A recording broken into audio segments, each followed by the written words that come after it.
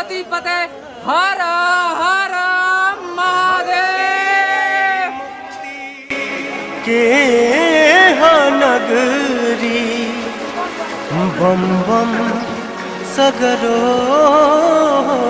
सुनाला।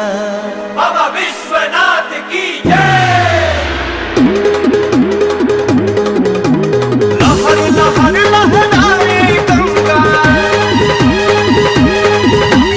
लहर लहर लहराए गंगा, डमरू बजावस बोले बनारस बम बम बोले, बनारस बम बम बोले, बनारस बम बम बोले, बनारस बम बम बोले, बनारस बम बम बोले, बम बम बम बम बम बम बम, बनारस बम बम बोले, बनारस बम बम बोले, बनारस बम बम बोले, बनारस बम बम बोले।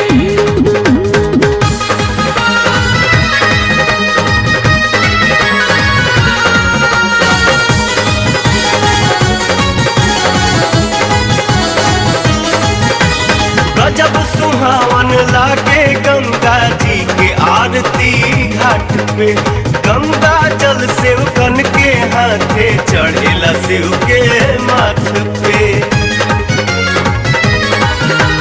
गजब सुहावन लागे गंगा जी के आरती घाट पे।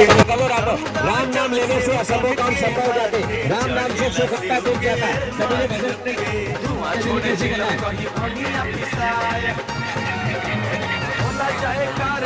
भागवान माता जी बहुत अच्छे, सभी ने भजन